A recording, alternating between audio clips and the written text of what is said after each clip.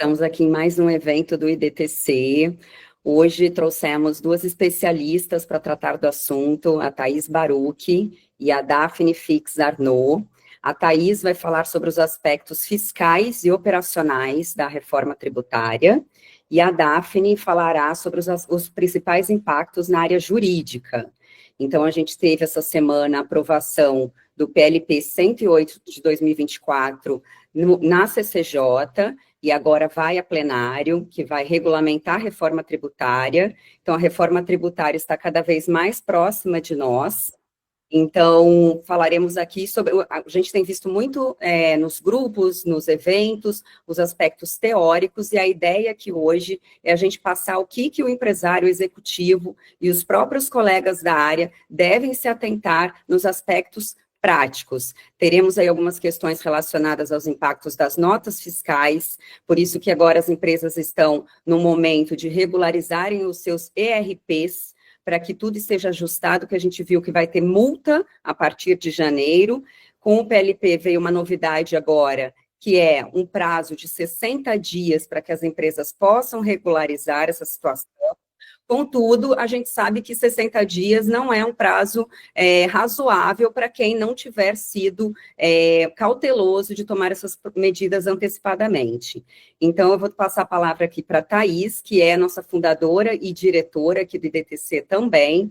Thaís, eu gostaria, até a gente vai introduzir aqui um novo formato no IDTC hoje, que é o próprio convidado e expositor se apresentar para que a gente tenha mais preciosismo na área de atuação, nas especialidades.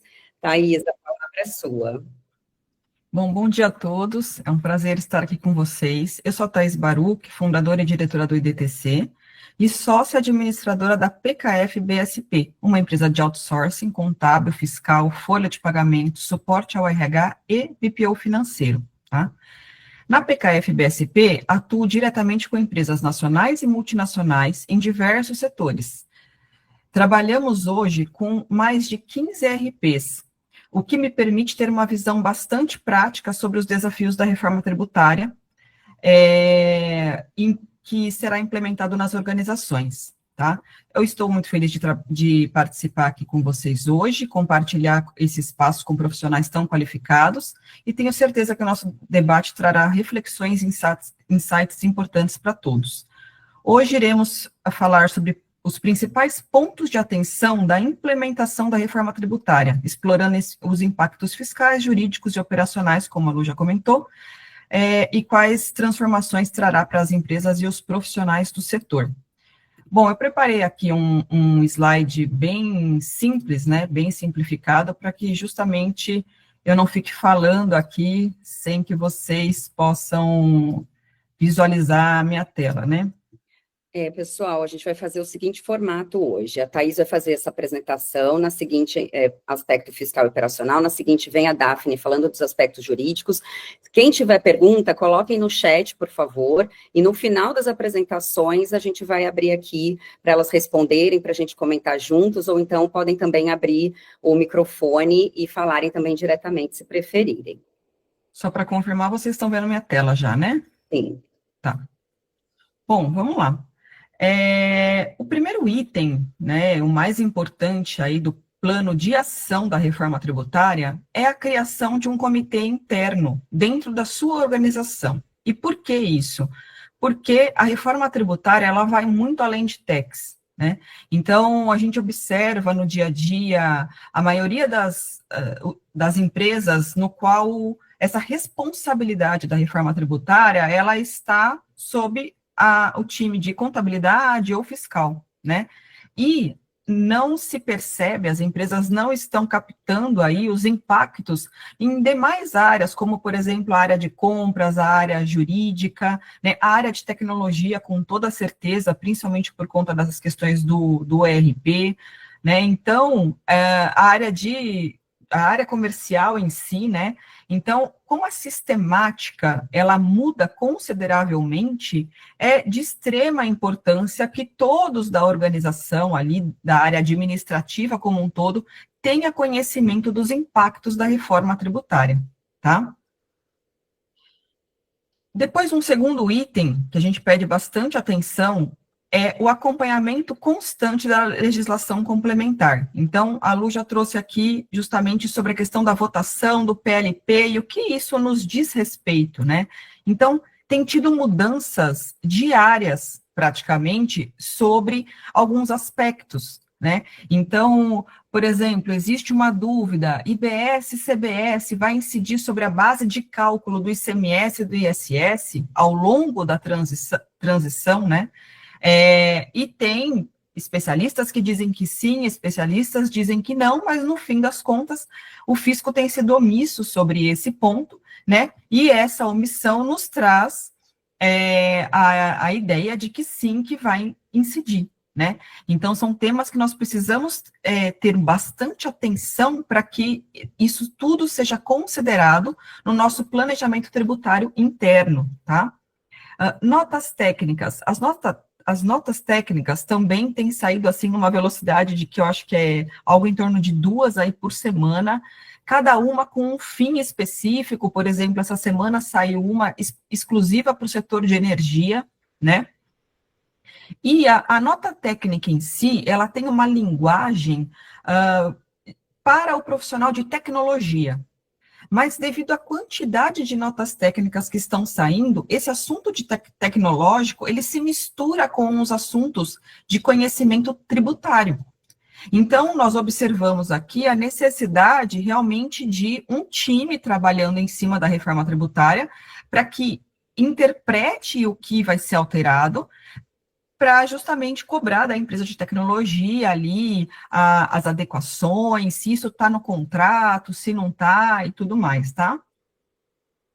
Com relação à adequação do RP, né? Além do que muito se fala, que é destacar o IBS e a CBS, cada ERP, né, como eu comentei, a gente trabalha com mais de 15 ERPs, tem atuado de uma maneira diferente. Então, é importante você saber como o seu ERP vai adequar. Tem ali patch de atualização, quando essa atualização vai sair, né? Aqui até eu trago um outro slide, justamente para trazer uma notícia do dia 15 de setembro, super recente, tá? Então, a nota técnica 2025, a versão 1.09, ela traz principalmente a prorrogação da exigência do grupo de IBS e CBS, né, do destaque de IBS e CBS. Antes era previsto para outubro de 25, e agora passa a valer em 3 de novembro de 2025. Por que 3 de novembro, Thaís? Porque é uma segunda-feira. E nada muda até o presente momento sobre a obrigatoriedade definitiva de 5 de janeiro de 2026, que também cai numa segunda-feira, ou seja, todas as empresas precisam estar adequadas, caso contrário, pessoal, a nota será rejeitada. E o que isso impacta para a sua empresa? Uma nota rejeitada não vai faturar, né? Então, você não terá receita ali naquele mês. Então, apesar de a obrigatoriedade para janeiro de 26 seja apenas o destaque, né? E surgem muitas dúvidas, Thaís, eu preciso destacar, mas vai haver o devido recolhimento? A princípio, não, tá? A não ser que você infrinja o artigo 348, que diz o seguinte: as empresas que cumprirem com todas as obrigações acessórias não precisarão recolher. E o que isso significa? Cumprir com a obrigação acessória, além do destaque, né, lá de 0,9% de CBS e 0,1% de IBS, essa informação, essa parametrização, ela precisa estar correta, porque senão o fisco pode entender que então você não cumpriu com a obrigação acessória. Thaís, e se eu recolher, e se eu for obrigado a recolher, o que acontece? Né? O que acontece é que depois você vai abater, você vai fazer o recolhimento ali, automático não, porque não tem o split payment ainda, mas vai fazer o recolhimento e depois você vai abater da apuração de PIS e COFINS, você pode ter aí uma defasagem aí no seu fluxo de caixa, tá? Então, voltando aqui, um quarto item, né, a revisão dos cadastros e parametrização tributária. como eu disse, cada ERP está tratando de uma maneira, né? E se o ERP, ele tem tratado de uma maneira mais complexa, mais ampla, como, por exemplo, nós temos conhecimento do Proteus, né, que lançou aí o configurador tributário, é um excelente momento para se fazer essa revisão geral, porque tem muitos cadastros ali que talvez sejam obsoletos, tá? E aí, tratando de revisão de cadastro, isso parece, às vezes, muito confuso para quem não é da área, né? Então, o que é exatamente essa revisão de cadastro? Então, com a reforma, surge a necessidade de informar o CST do IBS e da CBS, que basicamente é um código que mostra como a operação seria tributada, caso houvesse o recolhimento desse imposto. E aí, aqui vamos já para 2027, vamos considerar que 27, de fato, é obrigatório ali já o recolhimento do CBS. Então, vai haver o recolhimento de tributo, né? E, além disso, foi criado o Código de Classificação Tributária, que vocês já devem ter escutado por aí, que é o C-Clastrib, que passa a fazer parte da nossa rotina, ou seja, ele funciona como uma forma parecida com o CFOP. Thaís, o CFOP vai morrer? Não, ainda não, mas muito provavelmente ao longo dos anos da implementação, talvez lá em 2033, é possível que ele seja aí eliminado 100%, mas por enquanto ele continua, tá? Pois ele identifica qual é a operação que está acontecendo. A diferença é que é o C-Clastrib, tá? E aí eu trago para vocês aqui também um link do portal de classificação tributária, tá?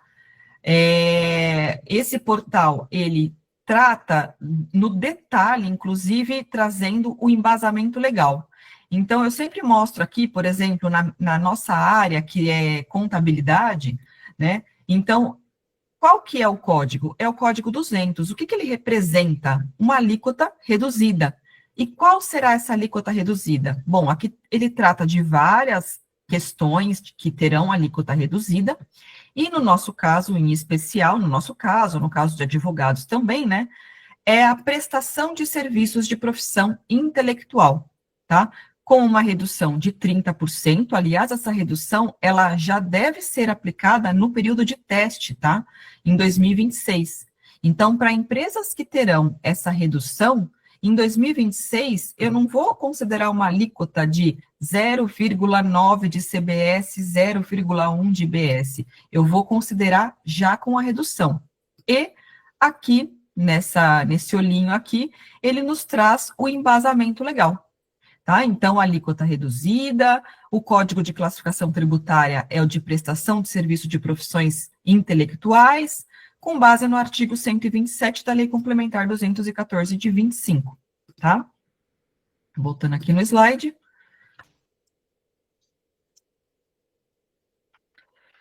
Outro item que eu também chamo a atenção dos clientes, a análise de fluxo de caixa, impacto de fluxo de caixa e a simulação de impactos.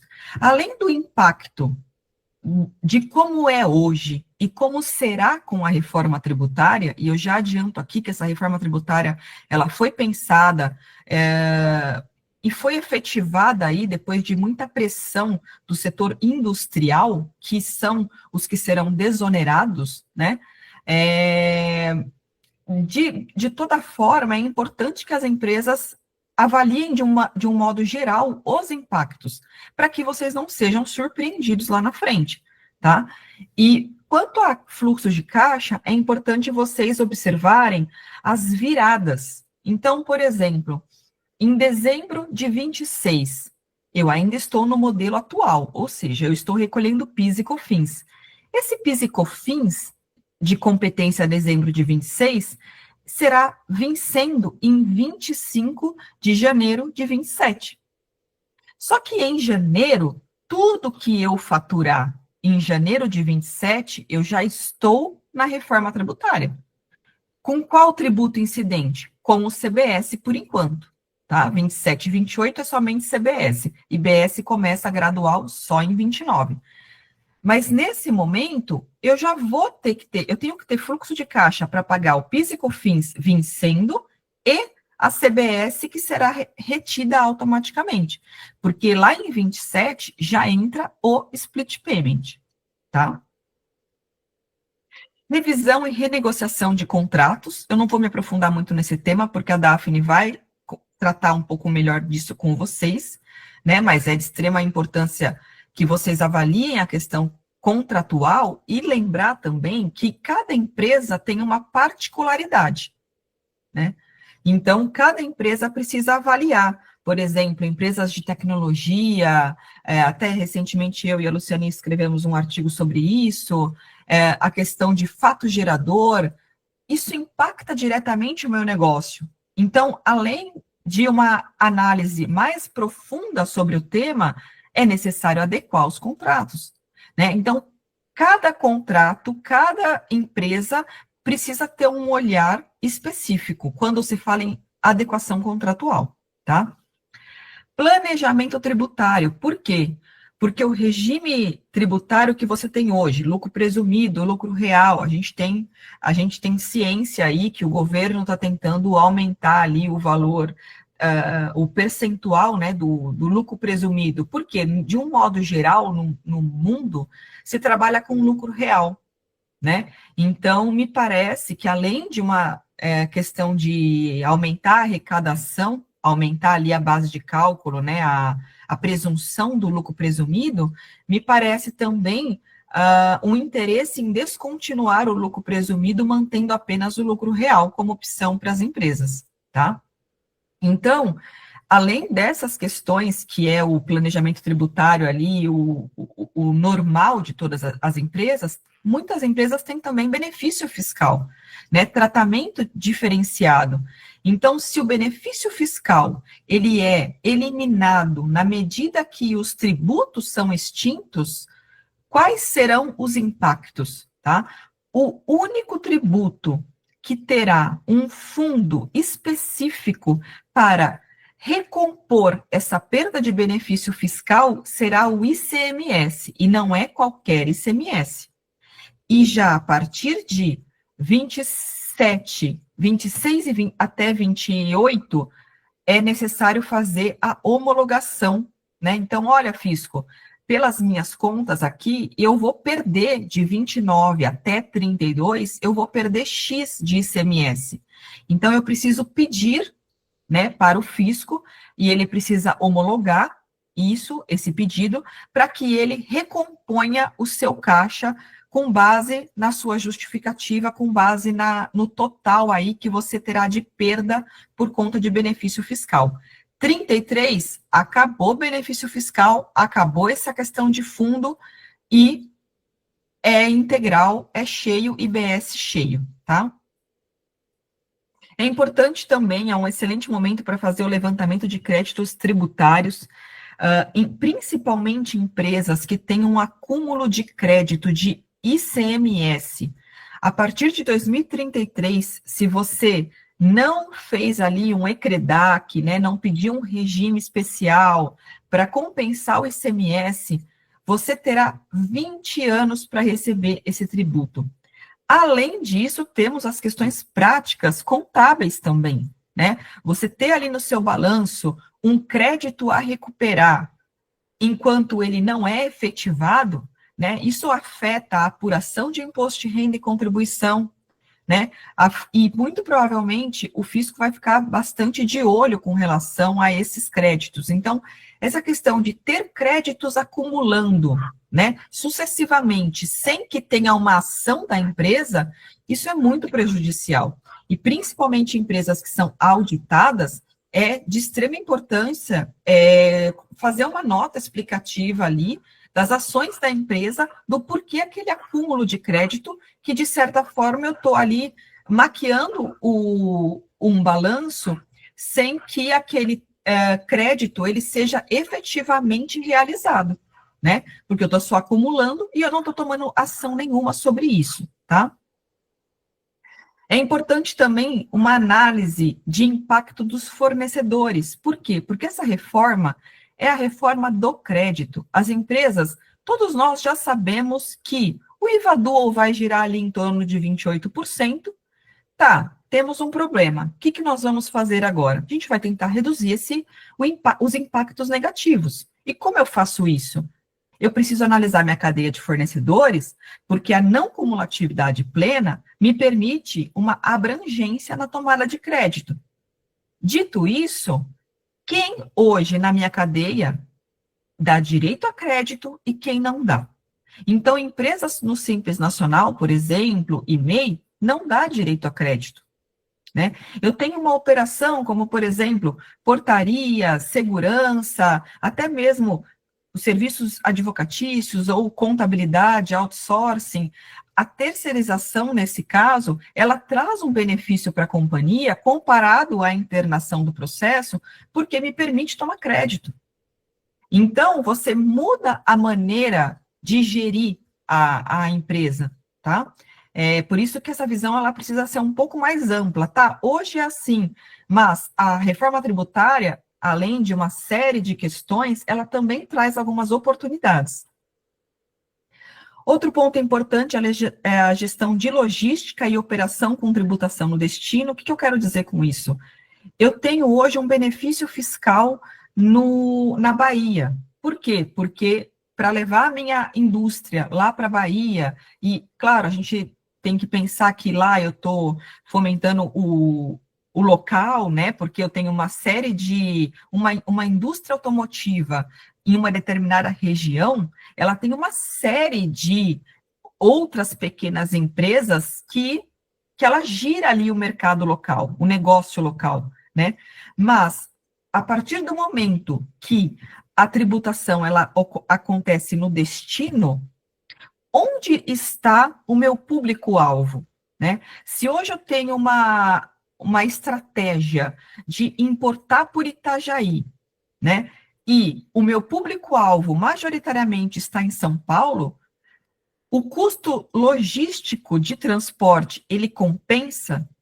Ou vale a pena eu ter a minha unidade em São Paulo, junto com a maioria dos meus clientes ali, que é meu público-alvo, tá? Então, também são pontos importantes para se pensar em termos logísticos.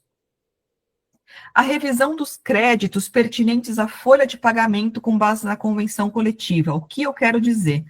Que quando eu falo em não cumulatividade plena, eu tenho algumas exceções, quando eu falo também de uso e consumo pessoal, né? Então, eu tenho ali uma listagem ali de exceções, como, por exemplo, ele traz uma lista taxativa, como se eu comprar joias, se eu comprar obra de arte, eu posso tomar crédito? A legislação nos diz que não pode, né? Mas quando eu falo em crédito de folha, vamos pensar no plano de saúde que tem um valor relevante para as empresas. A pergunta que se faz é, Thaís, eu posso tomar crédito da nota fiscal da Unimed, Bradesco, Amil, qualquer uma delas? Eu pergunto novamente, você é obrigado a pagar plano de saúde com base na convenção coletiva ou em um acordo coletivo? Se você disser que sim, e pouco importa o valor, tá? A convenção ela pode dizer o seguinte: a empresa é obrigada a pagar plano de saúde para os colaboradores. Ela não precisa estipular a empresa, o valor, o percentual que você vai pagar, né? Então, se está na convenção coletiva que você é obrigado a pagar um plano de saúde ou um plano odontológico, então a minha resposta é sim, você pode tomar crédito dessa nota fiscal. Mas de qual valor? 100%? Não, do percentual que a empresa colabora, que a empresa paga. Então, se eu pago hoje 80% do plano de saúde dos meus colaboradores, significa que eu vou poder tomar crédito apenas de 80% daquele documento fiscal, tá? Thaís, não está na convenção coletiva, não está no acordo coletivo. Excelente momento para você conversar com o sindicato ou ainda fazer um acordo coletivo específico, tá? E aí a gente sabe que tem alguns custos para fazer esses acordos coletivos e precisa avaliar se é viável, né? Se o crédito, ele realmente ele é importante. Mas o fato é que, mesmo com redução as operadoras de plano de saúde terão com a reforma tributária, mesmo com a redução da alíquota, ainda assim se trata de um aumento de custo. Se você não poder se creditar, esse aumento de custo ele é diretamente, você será diretamente impactado, tá? E, por fim, eu trago aqui a capacitação das equipes internas, né? Então, nós sabemos que tem diversos cursos no mercado, muitas vezes com uma linguagem não muito na prática ou linguagens mais complexas que não tratam ali do dia a dia. E hoje aqui a ideia é trazer para vocês alguns insights, justamente para que vocês percebam o quanto é importante, o quanto é amplo o tema reforma tributária, tá? Então, é isso que eu tinha hoje para apresentar para vocês. Não tira ainda o slide, por favor. Você consegue Não? deixar ele Tá na bom. tela rapidinho? Tá. Só para a gente dar uma luz no fim do túnel, para os empresários, para os executivos, a gente sabe que tem muita empresa que ainda não começou os projetos, e não estou conseguindo ver aqui, deixa eu ver se eu consigo. Quer que eu aumente, Lu? Sim, por favor. Tá. Tá ótimo. Então, para a gente mostrar para o empresário o que ele pode fazer para ele se organizar. Quem não fez ainda, quem não começou. A gente sabe que a primeira coisa é criar na empresa um comitê de reforma tributária para que os principais heads, ou pessoas de cada uma das áreas, possam se estruturar, saberem o que elas precisam mudar, porque a reforma tributária é a harmonização de cada uma das áreas, que hoje a gente vai ter financeiro, RH, jurídico, fiscal, logística, compras, todo mundo junto ali para que isso seja estruturado dentro da empresa. Então, a nossa recomendação aqui inicial seria uma criação interna desse comitê para os primeiros passos, com a governança de como que vai se dar isso. Aí, você coloca aqui, Thaís, a questão da análise da legislação, de como que vai ser isso, esse acompanhamento, e aí é importante que cada uma dessas áreas dentro da empresa, elas entendam isso, seja buscando um treinamento para entenderem os impactos, seja buscando uma assessoria para que ajude neste formato. No caso da PKF, vocês dão esse auxílio para os clientes de vocês, então, eu não sei se todas as contabilidades fazem isso ou não, o ponto é que as empresas precisam ter alguém, seja interno ou não, que assessore elas nessas novidades. Porque, como você colocou, a cada semana a gente tem novidades relacionadas à reforma. Então, não é um ponto que a gente vai... O executivo vai fazer um curso, ou fez um curso há meses atrás, e que o que estava ali está válido. É algo que a gente está estudando, implementando, entendendo, porque a regulamentação ela está vindo para a gente agora, com mais informações, ainda está pendente também de aprovação total. Agora, uma coisa que eu queria ver com você. O que eu estou sentindo hoje no mercado é que o empresário ele está focado na parte do ERP. Então, apesar de ser um projeto complexo, né, que envolve ali várias fases, que começa com o comitê, que aí tem essa questão da governança, vem o ERP, o que eu estou vendo hoje é que as empresas estão travadas, regularizando seus sistemas, por conta da preocupação que em 26 a gente já começa o período teste da reforma, e que, como você bem colocou, se o sistema não estiver adequado, as notas serão rejeitadas. Estava sendo um caos, porque as empresas teriam ali uma situação de ter que pagar multas sobre isso, apesar que agora no PLP existe uma promessa de que haverá um prazo de 60 dias, e eu até quero saber sua opinião, se você acha que isso é adequado e razoável. Uma empresa que não fez nada, 60 dias para ela regularizar e não tomar uma multa, é um prazo adequado? Exatamente, assim, primeiro, dizer justamente sobre a PKF-BSP, de que nós estamos acompanhando ali em conjunto com todos os nossos clientes, trazendo no detalhe todas as mudanças, né, da reforma tributária, participando muitas vezes com eles de reuniões com as empresas de RP, né, justamente para elaborar ali um cronograma em conjunto e participar com eles dessas questões de parametrizações tributárias, né, uma vez que a gente trabalha dentro do ERP do cliente, tá? E é importante lembrar que o PLP 108, ele traz 36 multas. E qual que é a ideia? Essa reforma tributária, ela veio para reduzir a sonegação fiscal, né? Então, o que a gente percebe? A gente percebe que o empresário, ele não tem mais espaço, né, para cometer erros em tese. E isso é um trabalho feito a quatro mãos, né? Então, com o trabalho consultivo de um advogado, analisando questões mais complexas que a companhia tenha, ou que talvez a legislação não esteja tão clara, até porque a gente sabe que tem regulamentações que ainda precisam ser definidas, né? Então, é importante a questão dos 60 dias, né? Depende do tamanho da empresa e depende do quanto ela ali está empenhada, né? Tem empresas que estão trabalhando já há muito tempo na reforma tributária, as empresas que estão no projeto piloto já estão ali testando na prática, né? Inclusive, quem ainda não assistiu nenhuma live da Receita Federal, dia 15/9 foi lançada uma live da Receita Federal, eles estão a cada dia melhorando ali a calculadora tributária, né, várias questões que ali dentro tem também possibilidade de vocês fazerem teste, subir o XML e fazer um teste ali se está adequado, né? Então, eles explicam na live do dia 15, eu não me lembro muito o nome da moça, acho que era Fabiana, não lembro, mas ela fala muito sobre a questão da apuração assistida. Tem uma certa complexidade ali na questão da apuração assistida, e isso não vai ser possível ser feito de forma manual.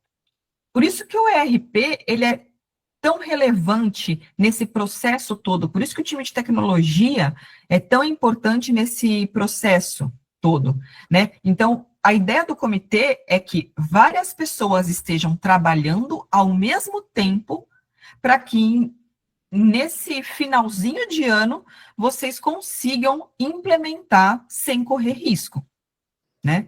Então, esse é o ponto, assim, que eu queria trazer, complementando aí sobre o seu questionamento, Lu. Perfeito, muito bom. Então, assim, o que eu estou vendo na prática? Então, assim, as empresas grandes já estão no projeto já há algum tempo, estão no período teste já, mas tem muitas empresas que são grandes também, mas que ainda não começaram esse projeto, e aí elas precisam pelo menos criar um comitê interno, independente do tamanho da empresa, se tem 5, 10 ou 50 pessoas em cada área, ter uma pessoa ali responsável, entender esse contexto e iniciar começando o RP. Então, a gente sabe que, na prática, esses projetos de RP, eles são custosos, né? Então, muitas empresas eu tenho visto que não estão conseguindo avançar no projeto da reforma porque estão focadas com o seu budget no projeto do RP e que é imprescindível. Então, só para a gente tentar estruturar para o cliente, para os empresários. Então, ERP é fundamental, isso precisa ser feito de preferência até dezembro, independente de ter esse prazo agora, possível, se for aprovado mesmo, de 60 dias para regularizar.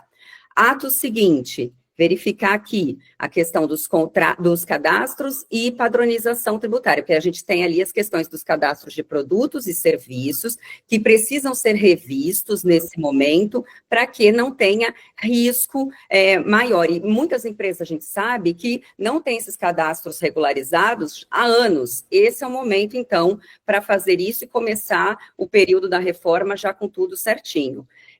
Segundo, fazer toda a análise de fluxo de caixa, revisão e renegociação de contratos, que a Daphne vai falar já, um planejamento tributário, perda de benefício. Então, o que acontece? Tem empresas que não estão conseguindo entender, nessa complexidade toda, o que é importante ela fazer. Então, tem situações específicas que a gente, apesar de não termos números ainda, a gente já consegue começar um estudo e mostrar para a empresa, a sua assessoria, enfim, mostrar o que é mais arriscado, o que é importante começar, porque está indo muito rápido, o ano que vem é o ano para organizar tudo isso. Então, fazer esses estudos, se a empresa vai continuar em Santa Catarina, se tiver um regime especial lá, se vai fazer sentido, porque agora a tributação é no destino e não vai ter mais os benefícios fiscais. Então, ela avaliar se vai fazer sentido ou se ela vai voltar para São Paulo, por exemplo. A questão dos créditos acumulados, como você colocou. Então, esse é o momento. Mas por que fazer agora? Porque você levantando seus créditos e fazendo um planejamento, um plano de ação para a utilização dele, você consegue gerar, otimizar o seu fluxo de caixa lá para janeiro de 2027, quando a empresa vai ter o PIS e COFINS de dezembro vencendo em janeiro e já o split payment na porta, certo, Thaís? É isso aí. E aí, voltando aqui, então tem que pensar no contexto da empresa o que é mais importante, as empresas conseguem entender essa sensibilidade para daí começarem os estudos e ir fazendo talvez por partes, porque o que eu estou sentindo é que os empresários não conseguem nem entender por onde eles começam, né? Então você concorda com isso, Thaís? Você acha que é o RP mesmo esse ano, que a bola da vez é o RP e que aí os estudos vêm o ano que vem? O que você pensa sobre essa questão de urgência e prioridade? É que o RP realmente vai impactar em nota, e é inadmissível, né? Nenhum empresário vai simplesmente sobreviver ali em janeiro não podendo faturar. Então, ele é imprescindível, só que emitir uma nota, tem que se lembrar que ele tem que emitir uma nota corretamente para não enquadrar lá no artigo 348.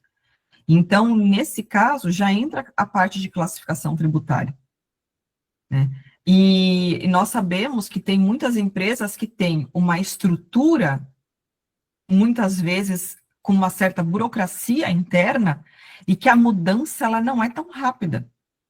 Então, precisa de aprovações, precisa de headcount, precisa, né, de investimento, né, certamente precisará de API, né, com os sistemas do governo para que você consiga fazer uma conciliação. A gente diz que com a reforma tributária, a contabilidade, o fiscal, ele vai se tornar um braço do financeiro, ele vai se tornar diário, né? Então, todas essas mudanças, todas essas adequações, elas demandam tempo e dinheiro. Por isso que o quanto antes começar, vai ter momentos que você vai chegar no meio ali da cadeia e você vai pensar, olha, eu não tinha pensado sobre isso, eu não tinha entendido dessa maneira, né? Então, você tem tempo para revisitar e fazer um plano de ação. Por isso que é fundamental o quanto antes começar.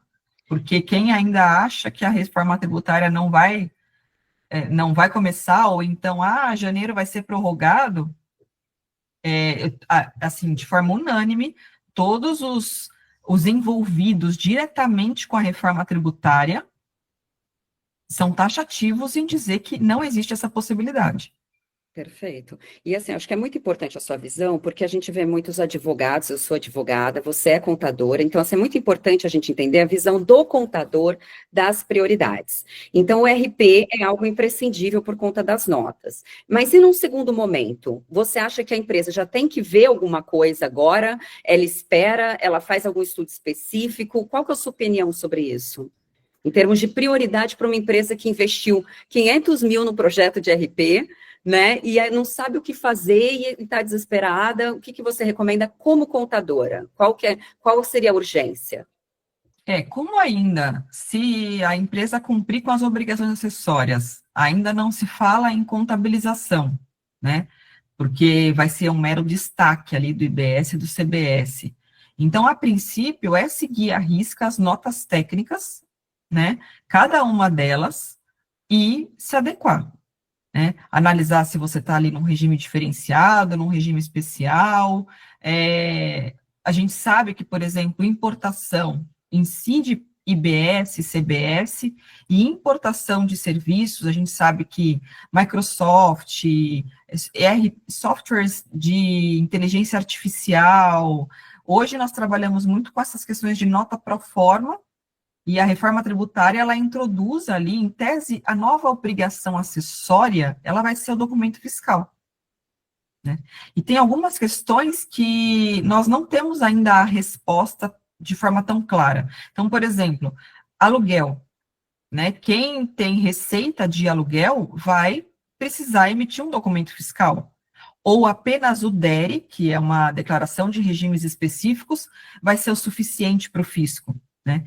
E pensando aqui no lado social, eu tenho trazido muito isso para as minhas reuniões com os nossos clientes, Tem muitas pessoas físicas que não fazem a menor ideia de que elas são contribuintes de BS e CBS, tá?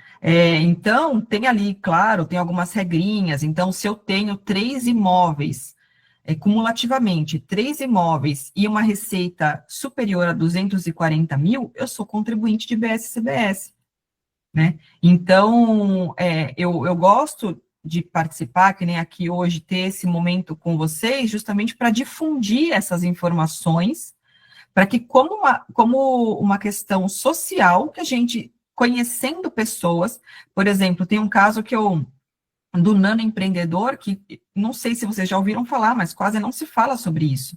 Sim. E nós sabemos que tem muitas pessoas que, para aumentar a renda, vende trufa, vende doce, vende bolo, compra e vende carro. E um nano empreendedor, o que que é um nano empreendedor? É uma pessoa física que tem receita, que ofere receita de 50% do MEI. A gente está falando de 40 mil reais por ano.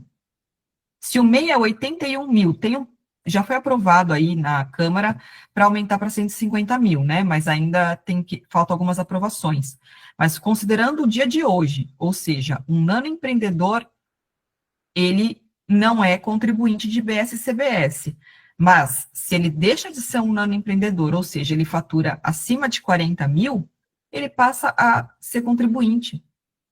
Ele sabe disso, né? É. Então, a questão de regularização, é difícil falar o que começar. Não temos uma receita de bolo.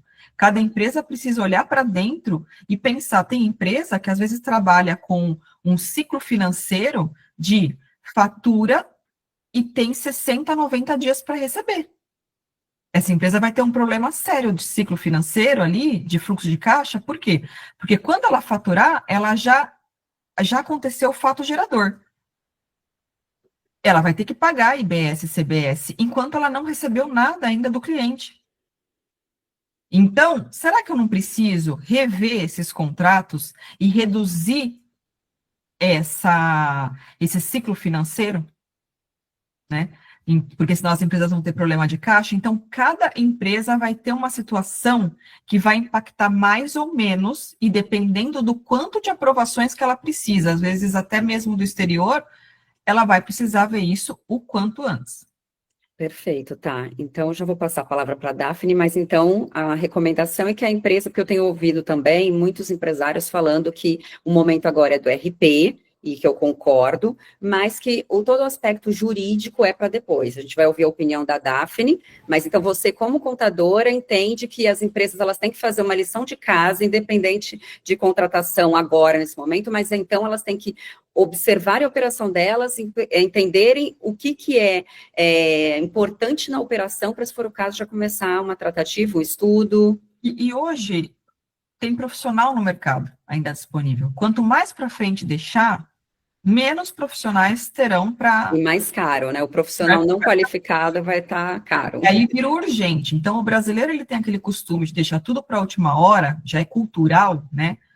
Deixar tudo para a última hora, e essa última hora pode significar um valor muito alto aí no bolso. E é o que eu digo, ninguém precisa fechar um projeto, né, enorme. Olha, eu quero contratar tudo, eu quero que você olhe contrato, isso, contrata por partes. Você tem tempo ainda para fazer isso, né? Pegar, priorizar, e aí eu acho que essa priorização vai da visão do gestor da empresa, né? O que é prioridade ali dentro, e fechar o contrato pontualmente. Então, eu tenho com o RP, eu tenho que fechar? Tem, porque isso é fato, né, fundamental. Agora, e as demais questões? Eu preciso de um legal opinion, eu preciso de uma análise mais profunda, eu preciso já me preparar, né? A questão do fato gerador, que a gente sempre conversa, que tem algumas questões ali. Então, pode ser feito particionado, não precisa fechar o projeto todo. Perfeito. Luiz, eu vou passar para a Daphne, aí no final você fala, tem o Paulo também, o Carlos, mas excelente, Thaís. Já já você volta, assim que a Daphne terminar, e a gente conversa de novo todo mundo. Daphne, conta para gente os impactos jurídicos. O que você entende? Primeiro que a Daphne vai se apresentar aqui, contar um pouquinho da história dela, mas o que você entende como prioridade? O que você acha que o empresário, as empresas devem fazer nesse momento? Tem algo que é urgente agora, o que não, pode esperar 2026? Conta para gente. Tá, bom dia, pessoal, né? Meu nome é Daphne Fix Arnaud, eu sou advogada tributarista, especialista pelo IBET, sou de Santa Catarina, aqui de Joinville, e hoje eu estou atuando no jurídico corporativo, né, para um grupo de empresas com uma torre de negócios bastante variada, tá? Mas, em regra, distribuição, trading, que é a Census Group. Eu já atuei muito também em escritório, eu já fiz a coordenação da área tributária de um escritório, então eu tenho um pouquinho dos dois mundos aí, e confesso para vocês que eu vou comentar um pouquinho aqui sobre o jurídico corporativo, e são mundos muito diferentes, né? São realidades totalmente diferentes. Então, assim, o primeiro ponto que eu queria explanar para vocês é qual é a função do jurídico corporativo do jurídico interno, tá? Nós aqui usamos escritórios terceiros para matérias, às vezes, um pouco mais sensíveis, um pouco mais estratégicas, mas nós somos os responsáveis por traduzir o nosso negócio, né? Então, assim, nós trabalhamos muito como stakeholders, né? A gente faz essa... É difícil para o escritório entender a realidade de cada cliente, certo? São uma variedade gigantesca, isso é quase humanamente impossível. Então, a responsabilidade do jurídico, claro que tratando de algumas questões internas mais sensíveis, alinhar a estratégia de negócio, garantir a segurança do dia a dia, né, um crescimento saudável da empresa, mas também fazer essa conversa e essa tradução para os terceiros que nos atendem, né? Então, é uma tarefa bastante delicada, e a gente não faz sozinho, tá? A gente utiliza bastante o pessoal do fiscal, do operacional, para que eles consigam também passar essa realidade deles para nós, tá? Agora, falando sobre reforma tributária, eu confesso que me dá um arrepio quando a gente fala que contrato não é importante para 2025, porque eu vou explicar. Pegando o gancho ali do que a Thaís comentou, até vou começar por aí, quando a nota não for faturada. Como que vai acontecer se eu sou cliente de uma empresa que não conseguiu faturar a nota, né? Eu não vou receber o produto, ou eu vou travar minha operação em razão dessa falta de emissão de nota. Eu preciso ter uma previsão contratual hoje, já, prevendo essa realidade, né? Então, assim, eu preciso preparar pelo menos o mínimo. Claro que a gente vê, quando a gente fala de contrato na reforma, a gente vê que está mudando toda hora, né? Uns indicam umas cláusulas X, outros indicam umas cláusulas A gente vai juntando esse material e vai tentando fazer o melhor dos mundos, né? Mas isso ele é bem volátil. Então, assim, coisas essenciais que a gente precisa ter hoje. A análise desses contratos, principalmente contratos de serviços essenciais, que nós somos os tomadores e que nós somos os prestadores também, né? Para quem não sabe, a Trade em si, ela é uma empresa de serviços, né? Então, somos bastante impactados. Então, assim, a busca por essa conformidade contratual, ela é bem, bem alta, tá? Então, assim, contratos que prevejam preço líquido, né, são bastante delicados, até para quem nos vende serviços, né? O pessoal de compras, no começo da reforma, estava aceitando esse tipo de contrato, e a gente falava, não, mas calma, espera, vamos ver quanto que fica no final. Então, até a gente hoje criou uma política, por exemplo, de ter os dois preços, né, tanto o líquido quanto o bruto, quando faz uma negociação, para visar a transparência mesmo. Então, assim, responsabilidade tributária, quem que vai ficar responsável pelo aquele tributo? Se não der certo, se houver solidariedade, vai ter que ter um ressarcimento. Então, assim, essas questões, claro que não precisam ser fechadas até 2026, mas alguns contratos que a empresa entende como delicados precisam ser tratados, sim, agora, tá? Principalmente aqueles contratos que não tinham tributação ou que ela não era tão alta, como locação. A gente tem uma torre de negócios, por exemplo, cujas locações são anos, né, muito tempo. Então, assim, essa questão de eu ter agora uma tributação maior sobre esse tipo de operação, cessão de direitos também, ela é delicada. Eu preciso tratar isso já em 2025 para eu conseguir negociar, fazer as negociações antes da vigência da reforma em 2026. Alguns pontos também, quando a gente vai falar de contratos, tá? Eu anotei até aqui algumas cláusulas para a gente citar. Por exemplo, emissão de docs fiscais errados, né? Precisa prever essa previsão, né? A gente precisa ter ali, eu emiti um documento errado para o meu cliente, como é que eu vou lidar? Essa previsão precisa estar no contrato, eu preciso ter as responsabilidades disso, se houver uma fiscalização, quem vai responder agora, né? Eu não consigo esperar, pelo menos um básico. A gente brinca aqui que é o glossário de cláusulas, né? A gente tem um glossário e vai adequando os contratos conforme eles estão vindo, e com certeza ainda vão ter outros aditivos até o final da vigência da reforma tributária, a gente vai cada vez aumentando e incluindo mais. Sobre a estrutura contratual, então é só para vocês, para que todos entendam, né, a sociedade no geral, da delicadeza que é um contrato. A gente precisa disso agora, né? A questão da estrutura societária, ela é bastante preocupante também, tá? Até a Thaís comentou da logística, né?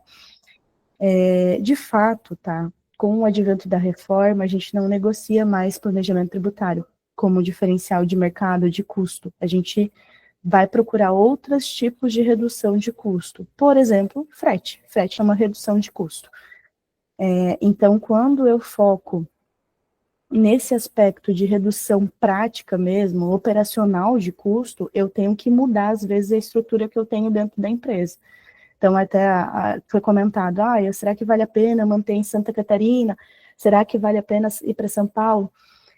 Não só o frete, mas o tempo também, a estrutura do Estado. Então, assim, tanto é que Santa Catarina, em várias conversas, eles estão se garantindo em razão da estrutura. Mas não é a realidade, né? Todo o Estado tem que fazer as suas adequações de estrutura logística, principalmente. O porto precisa suportar, por exemplo, a demanda de importações. O cliente, quando contrata, ele não quer ficar com a carga parada. Então, isso é um prejuízo para ele. Então, essas coisas são bastante delicadas e, de fato, personalíssimas para cada tipo de operação. Nós não temos um roteiro, tanto é que nós temos várias torres de negócio aqui, por exemplo, e cada negócio é tratado de uma forma, com uma especialidade diferente, né? Não existe um roteiro que tu aplica para todo mundo, não é impossível fazer, né? Então, assim, os contratos mudam, as cláusulas mudam, essa definição de estruturação societária também se altera. Outro ponto sobre a estruturação societária é a questão do CSC, né, o cost sharing. Empresas que têm essa estruturação vão ter que repassar, né, como vai fazer. Ou vai colocar as despesas nos nomes das efetivas pessoas que utilizam, por exemplo, né, controladas e controladoras, ou a gente vai ter um problema que, embora a tributação seja neutra, vai ter um problema de fluxo de caixa e talvez um possível acúmulo de créditos. Então, essa questão societária, ela precisa ser repensada também. E, idealmente, né, a gente sabe que para 2026 não vai influenciar na questão de tributação ali, mas fazer alterações societárias, elas demandam tempo e um esforço, né? Então, é ideal que já vá sendo, pelo menos pensando estrategicamente, mapeando essas situações, para que isso possa ser feito ao longo de 2026 e ao longo de 2025. Até já me antecipando, a questão dos 60 dias é bastante delicada, né, do prazo. Porque, por exemplo, a gente tem um grupo aqui de alguns advogados que a gente acaba conversando, e eles comentaram que haviam vários conceitos a serem definidos antes de emitir a nota. conceitos que foram mudados pela reforma tributária. Então, esses conceitos precisam ser definidos antes da emissão e de uma emissão correta, né? Quem que é o contribuinte, quem que é o responsável, algumas operações foram modificadas nesse sentido. Inclusive, por exemplo, a importação por conta e ordem. Então, assim, a gente tem essa realidade e essa sensibilidade de que as coisas precisam acontecer, não abrindo uma caixa de Pandora, né? A gente sempre comenta e brinca, né? A gente não vai nem abrir nenhuma caixa de Pandora, mas já pensando estrategicamente como fazer, né? Eu tenho mais um ponto aqui, eu estou tentando correr, gente, em razão do adiantado da hora. Mas eu queria falar um pouquinho também do assunto de cooperativismo dentro da empresa, né? A gente comentou ali sobre a importância da atuação conjunta com o fiscal. De fato, tá? A gente percebe uma demanda muito grande do mercado de jogar tudo nas costas do fiscal ou do jurídico e abrir, mas não, é conjunto, tá? É uma mudança cultural gigantesca e não só as áreas que botam a mão na massa, elas também precisam estar inteiradas, porque são elas que no fim da cadeia são afetadas, que vão precisar fazer as adequações, que vão precisar trabalhar no novo modelo, mas precisa ter uma convergência de entendimento. Então, precisa ter o comitê, de fato, ele é importante, imprescindível, tá?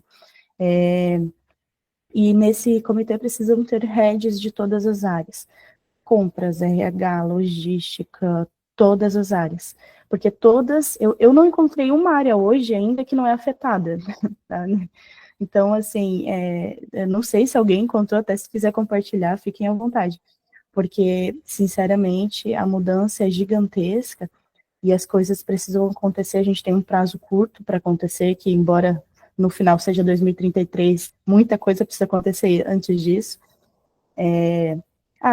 Uma coisa que eu gostaria de comentar, que daí a Thaís comentou sobre benefício fiscal, seria a opção de talvez modificar os benefícios fiscais e torná-los financeiros, tá? Que isso não depende da questão da reforma, né? É só lei orçamentária do Estado.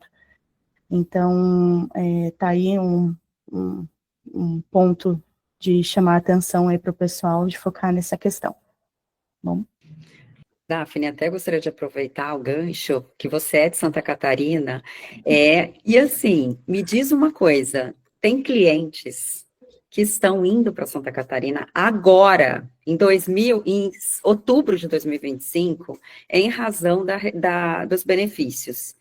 E aí já fizeram um estudo de análise de viabilidade, eu vi e falou, pelo amor de Deus, volta nessa consultoria e pede um complemento agora, focado na reforma, porque está todo mundo talvez voltando, e você está indo para Santa Catarina. Você que é daí, muito importante o que você trouxe, que Santa Catarina já está no movimento, já tem projetos de lei, já está focada agora não nos benefícios, no aspecto logístico, como você falou. O que você pensa sobre isso? Então, se a gente for comparar, Santa Catarina está há pouco tempo de São Paulo, por exemplo, que é o maior núcleo de destinação de produtos, né? A gente está de carro, dá 6 horas. Então, o fluxo não é caro. Se eu for comparar o valor logístico de um frete para São Paulo, de Santa Catarina para São Paulo, é muito menor do que do Espírito Santo, do Nordeste, do Norte para São Paulo. Então, justamente por causa dessa questão, a gente tem boas estradas aqui, nós temos 5 portos em Santa Catarina. Você está vendendo Santa Catarina, tá? Claro, né? A gente é um estado maravilhoso, que eu amo e conheço.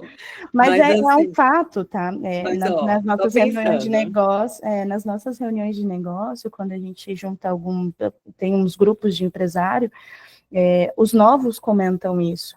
Então, são facilidades que às vezes a gente não identifica por, né, não estar no operacional, né, que é difícil de identificar essa questão. Só vai saber se tu pegar ali um orçamento de logística e analisar. Mas é importante fazer isso agora, certo? Sim, seguro também. O Porto de Santa Catarina é bom? Melhor que o Santos, por exemplo? Não dá para comparar, porque são demandas bem diferentes, né? O Porto de Santos, ele é muito acionado, né? A gente usa bastante o Porto de Santos, a gente não importa só por Santa Catarina, por exemplo, a gente importa por vários lugares. Mas, assim, a questão de Santa Catarina é mais por ter muita quantidade, né, de portos, e pela questão logística mesmo, né. Perfeito. Então, essa questão dos contratos que a gente tem visto é uma questão que a gente sabe que demora na prática, são meses ali para o jurídico, para aprovação dessas cláusulas, às vezes até um ano para sair um contrato numa grande empresa. Então, assim, pelo seu olhar, já é necessário olhar agora, independente de começar lá na frente, já começar esse movimento, certo? Isso, nem que seja estrategicamente um mapeamento, né? E essas previsões para 2026 mesmo, justamente pela possibilidade que eu não consiga entregar algum bem que eu preciso para operar. Você pensa numa indústria que pega de um médio empresário que está no lucro presumido, que não tem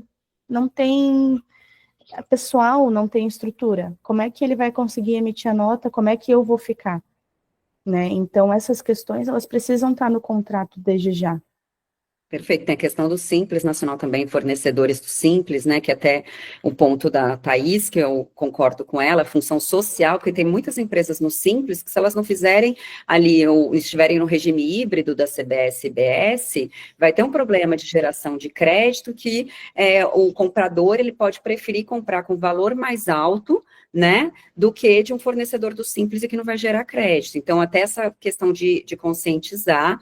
E então, beleza, entendi. Então, as empresas já têm que começar a olhar para os contratos, sim, agora, nesse momento, avaliando ali a sua operação e avaliar essa questão logística já.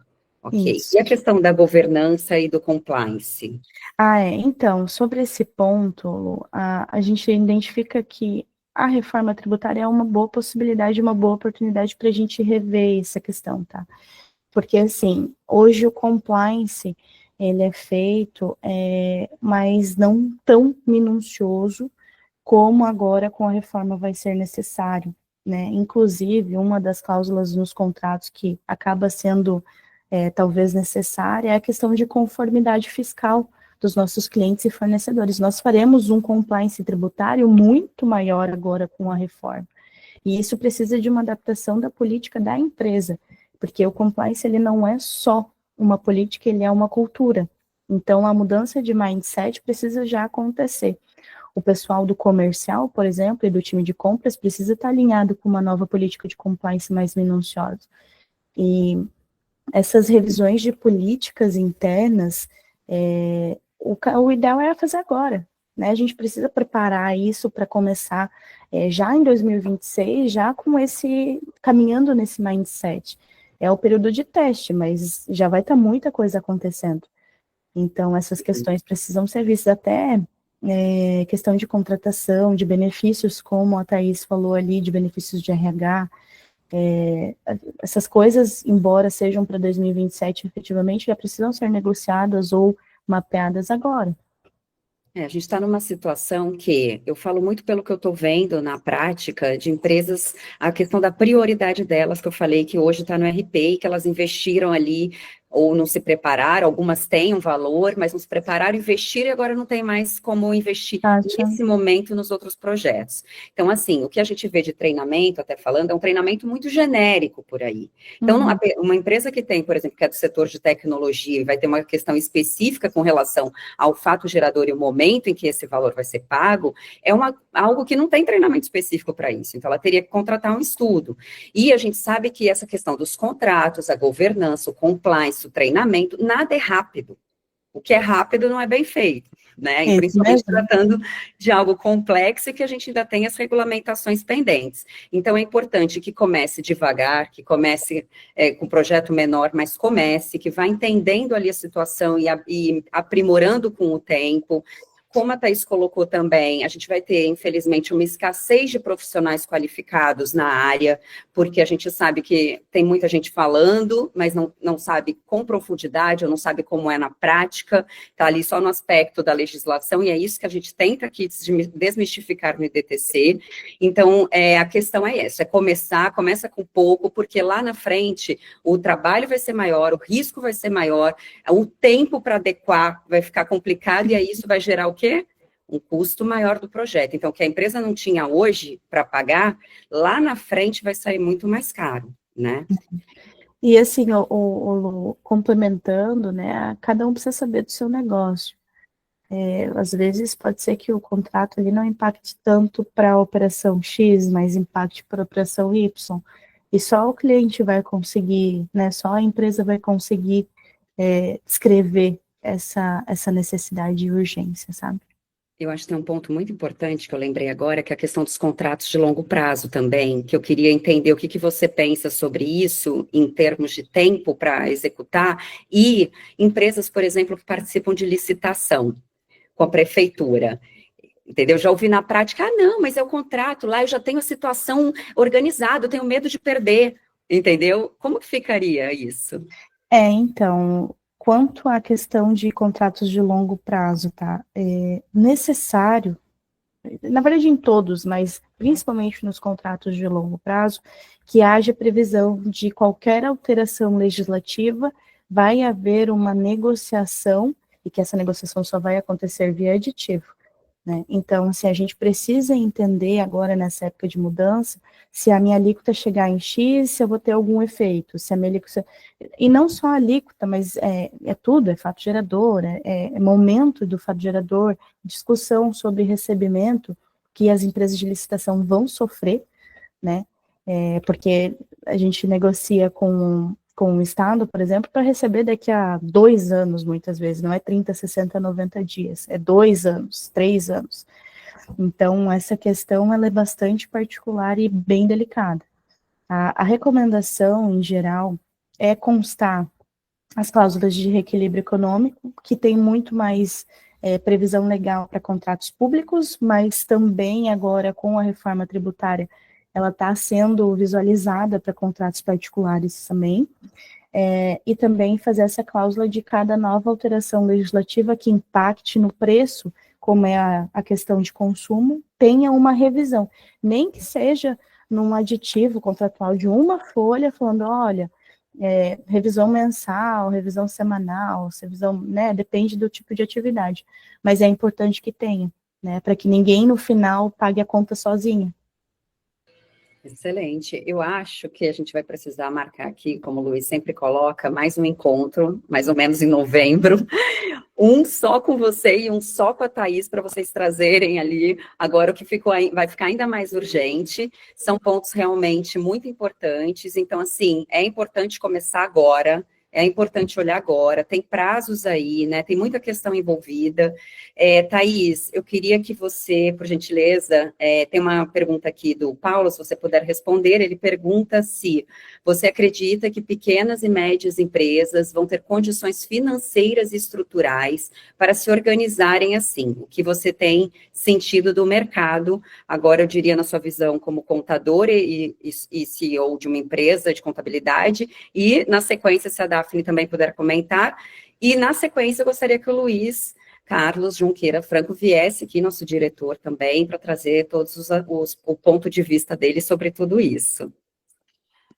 O que vai depender de qual ERP primeiro que essas empresas têm, porque cada uma delas tem atuado de uma maneira. Algumas a gente tem visto que elas estão tratando ali como atualização e simplesmente a inclusão mesmo dos campos de IBS, CBS, né? Porque por ser uma questão de uma mudança tributária, então as empresas precisam se adequar, né? Mas algumas estão tratando isso como um super projeto e outras estão tratando ali como uma simples atualização, né? Então, e a gente sabe que as empresas que hoje possuem ERP, elas precisam ali minimamente de um time de tecnologia que faça as atualizações do sistema.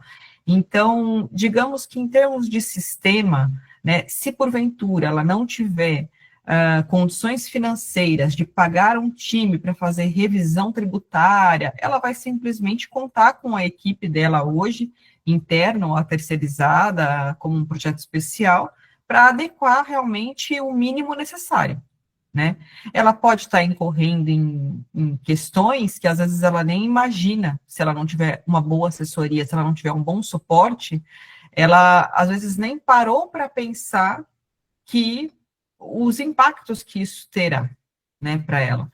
Então, assim como foi lá no passado com o advindo de ECD e ECF, tudo aquilo que é novo, né, gera uma certa ali insegurança, esse pleito para prorrogação, mas o fato é que em nenhum momento as empresas estarão preparadas, né? Então, assim, no sentido de sentir, estou 100% preparada, né? Ainda mesmo aquelas empresas cautelosas, pode ser que se deparem com situações que ou não vislumbrou, ou então receber ali, às vezes, uma intimação, porque o entendimento do fato gerador do comitê gestor foi um e da Receita Federal foi outra, né? A gente viu que tem essa possibilidade de você receber duas intimações iguais, uma você ter êxito e a outra não, porque tudo vai de entendimento. E aí a gente vai ver esse imbróglio, como que ele vai caminhar, tá? Então, de primeiro momento, por exemplo, empresas de serviço, a maioria das prefeituras estão se adequando ao padrão nacional. O que isso significa? Significa que vai continuar o mesmo site, o mesmo acesso, mas terá lá as linhas IBS e CBS. O que essas empresas precisam fazer?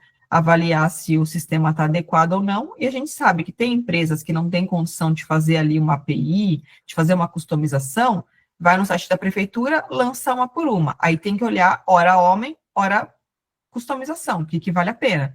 Eu ter alguém digitando nota a nota, 200 notas por mês, ou eu prefiro contratar a customização do ERP para que esse faturamento ele aconteça de forma mais automatizada.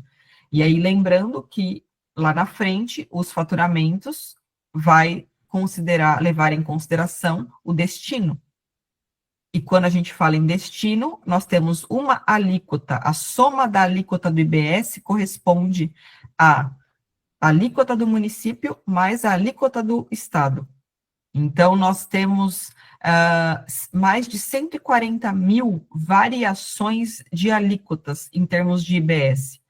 Então, se as empresas não tiverem isso, uma API ali com o sistema do governo, que a gente não sabe qual que vai ser ainda, a Receita é SERPRO, né, mas IBS ainda está escolhendo quem vai ser, é impossível alguém do financeiro checar se, na hora do faturamento, qual é a alíquota Araraquara, São Paulo, qual é a alíquota Valinhos, São Paulo, qual a alíquota Extrema Minas Gerais, porque tem empresas que têm um volume monstruoso de emissão de nota fiscal, né? Então, é aquela coisa, algum jeito as pessoas vão ter que dar, se vai ser com o time fazendo ali hora extra e se virando, se vai ser com customização, se vai ser contratando alguém, contratando parte de um trabalho de uma consultoria, a gente não sabe. Mas aí quem tem a receita ali, o budget mais curto, é pensar muito bem onde você vai demandar, aonde você vai investir esse valor.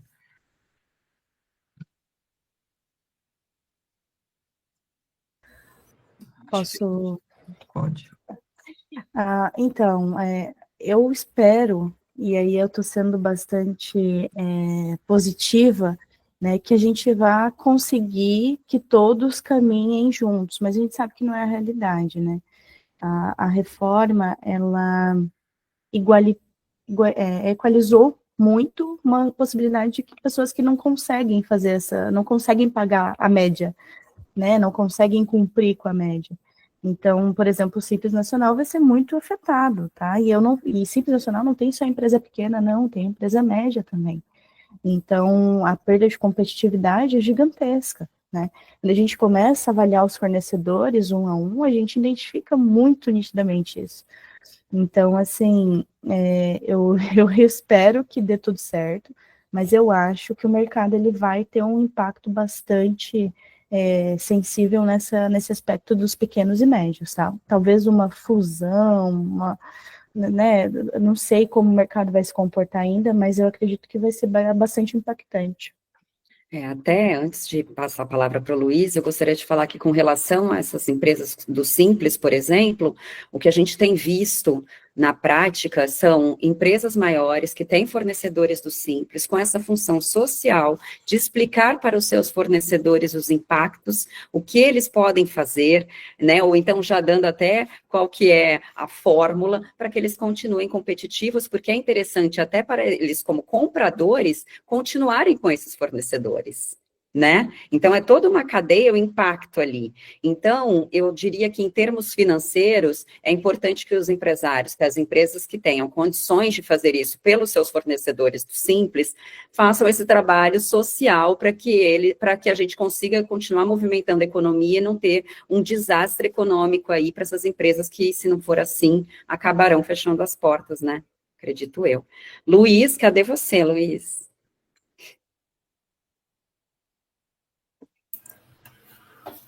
Bom dia, gente, tudo bom? Parabéns pelas explicações. Estão me ouvindo bem? Tá ótimo. Eu estou bastante preocupado, principalmente com empresas médio e até algumas de médio grande porte. O que a gente vê administrativamente é que as empresas acabam mantendo equipes mais enxutas e acabam focando muito no dia a dia e apagar os incêndios, mas hoje, mais do que nunca, elas precisam de planejamento para essa reforma. Um ponto importante é que, assim, a gente discute toda a parte jurídica e toda a questão de, principalmente ICMS, né? Ela está voltada num procedimento que vem desde 1970, no tal do ajuste CINEF sem número, que definiu livre registro de entrada, notas fiscais, e a partir daí, tudo que veio de lá para cá foi feito com essa base, né? Assim, os livros físicos passaram a ser informatizados, mas você sempre tem uma base arraigada aí de 55 anos. Nesse ínterim, a gente teve até a Constituição Federal, que veio, que mudou muita coisa, óbvio, mas esse procedimento, esse dia a dia, a nota fiscal de saída, a nota fiscal de entrada, devolução, isso tudo foi o mesmo. E isso tudo vai acabar. Então é uma mudança, a mudança mais profunda que nós tivemos. Nós temos uma mudança procedimental mais profunda que nós tivemos em 88 até. Então, é essencial que as empresas estejam organizadas e é essencial que as empresas percebam que realmente é para o ano que vem. E esses comitês são essenciais. Eu não vejo esses comitês implementados na prática, mas esses comitês são essenciais, porque realmente pode acontecer lembra quando a gente falava em bug do milênio? A gente pode ter uma coisa talvez parecida para quem não se preparou tanto, né? E é muito importante que tenha integração contábil, sistêmica, jurídica, porque, por exemplo, o que a Thaís falou, e ela está perfeitamente certa, se as pessoas agirem no modo apagar incêndio, então, primeira coisa realmente é o RB, para começar a emitir nota. Só que aí você faz a coisa no apagar do incêndio só com sistemas, só com contábil, e aí quando entrar jurídico, você vai ter que alterar muita coisa. Então você vai ter que ter retrabalho, né? Então, assim, você fez para se salvar, para conseguir fugir da multa, para conseguir emitir a nota. Mas a gente vai ter que rever tudo, porque juridicamente está tudo meio torto. Então, é importante cuidar de tudo, né? Ou ter principalmente a multidisciplinariedade, né? E nisso, assim, todas as empresas, não só as grandes, empresas de faturamento pequeno, tem que verificar, tem que ver, eu sei que é um gasto, tem que ver como vai caber no bolso e tem que ter esse comitê. E esse comitê vai ter que ter gente de sistemas, gente da contabilidade, gente do jurídico. Eu acho que não dá para fugir disso, né? Então é esse o comentário geral. Acho que só reforça tudo que vocês falaram, né? Luiz, eu queria tirar uma dúvida com você. A gente tem visto muitas consultorias, eu diria sim ou não, fazendo diagnósticos sobre a reforma tributária, dos impactos. O que você pensa sobre esse trabalho? generalizado, que eu diria, por empresas de vários segmentos oferecendo a reforma tributária e um profissional mais qualificado. Qual que é o seu pensamento sobre esse tipo de demanda? O problema hoje, eu acho que tem uma coisa, acho que filosófica aí por trás, né? É o seguinte, hoje as pessoas vendem muitas soluções, né? Então, os soluções, é o pacote, porque realmente o serviço, né? Então, eles embalam, né, uma solução que, na verdade, a solução é um produto pronto, né, um pacote. E o serviço fica pouco atraente, né? O serviço mais customizado. Porque o serviço mais customizado, talvez muitas vezes dê mais trabalho, porque se entra uma pessoa que vai fazer um comitê, o comitê vai fazer um monte de perguntas, o comitê vai passar algumas, se for pessoas externas, o comitê ele vai chegar para as empresas e vai passar um monte de tarefas, caderno de tarefas e tudo mais. E aí chega a pessoa com um software, que diz, nós temos um software maravilhoso aqui, que você não precisa fazer nada. Você precisa só implantar o software e a gente faz tudo para você. Então, isso causa um certo encantamento, né? Essas soluções em vez do serviço, né? Isso causa um certo encantamento, dá uma certa... é atraente, tudo, mas, assim, em alguns casos, depois isso pode sair caro no final, né? Porque é difícil você ter uma solução... uma solução padrão para todas as empresas, né? Você tem que ver todos os contratos. Hoje é o momento que a empresa precisa pegar um sistema que, por exemplo, para o ICMS existe há 55 anos e refazer, né? E isso muitas vezes envolve tempo, envolve trabalho mesmo, né? Então não é eu acho difícil um software maravilhoso, uma integração com o IA. É claro que a gente precisa de tecnologia e tudo mais, mas isso, pacote pronto, eu acho que tem que ser, a gente tem que desconfiar. Perfeito. Daphne, eu ia te chamar agora. Aproveitando o gancho do que você vai falar, eu queria entender a sua opinião, já que você é do jurídico da empresa, essa questão que o Luiz colocou, que muitas vezes a dificuldade para o gestor ali é que ele não tem time interno para ajudar a consultoria contratada para executar esse trabalho. Então, precisa-se de levantar documento, informações, e a gente sabe que já é complicado hoje em um sistema, com 2 vai ficar ainda mais, a Thay já está vivendo isso na prática, mas como que é, do seu ponto de vista, o que fazer nesse caso que não há time interno para ajudar com essas informações que são imprescindíveis para o projeto? Tá, então, antes de eu falar sobre isso, eu vou fazer um apontamento só do que o Luiz falou e do que tu comentou com ele, Lu, é que a gente aqui é acionado diariamente via LinkedIn, via qualquer outras coisas nesse sentido, com propostas e aí consultorias e tal. E é incrível, a gente tem umas consultorias sensacionais, né? Então, nem é por ser grande, uma banca grande, nem nada nesse sentido, mas é por capacidade e competência mesmo. E aí tem outras que falam assim, não, é só emitir a nota. Então, não é só emitir a nota, né? E não é só, nunca foi fácil, agora não é 2026, mesmo que não vai ser. Então, essa situação é bem nítida, assim, conforme tu vai atuando. Sobre a questão da equipe, é sobrecarregado, tá? Extremamente sobrecarregado. Tanto o pessoal do jurídico, quanto o pessoal do contábil, do financeiro, do fiscal. A gente já tem muita demanda diariamente. E a gente está com dificuldade de contratar também. Está difícil de encontrar profissional no mercado. Profissional de contábil, de fiscal, tá difícil. Então, assim, a questão até da terceirização ali que a Thaís comentou, né? Isso está sendo estudado, tá? E não por aqui, não aqui na empresa, mas em vários outros mercados, justamente por causa dessa falta de não tem gente, não tem, né? Então, mas a gente Mas tenta o que fazer? O que fazer? Como que vai enviar esses documentos? Como que é a consultoria? O que você recomenda, assim, nesse caso? Você, como gestora, o que você conseguiria para startar o projeto de algum modo, mas sabendo dessa deficiência interna? O que a gente busca pensar sempre é otimizar o time interno, né? Então, vamos lá, eu tenho, por exemplo, no jurídico, júnior.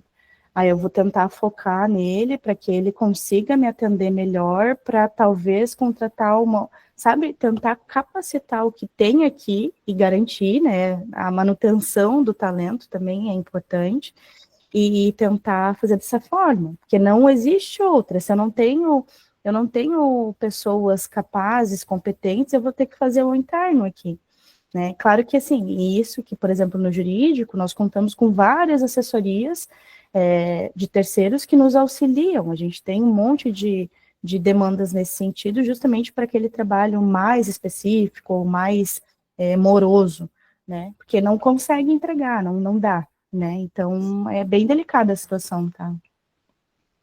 Mas acho que é isso, tá?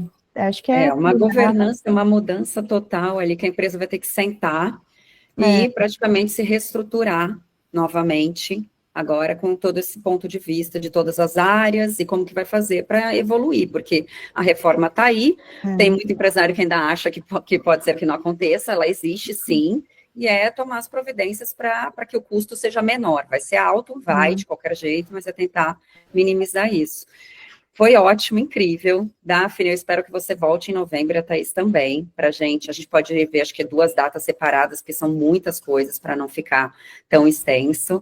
Foi incrível, obrigada, Thaís Baruch, Daphne Arnaud, Luiz, todo o time DTC, Paulo que está aqui, Júlio Baruch, Karina Lanfred, muito obrigada. Então, essa gravação de hoje vai subir para o nosso canal do YouTube, a Karina levantou a mão.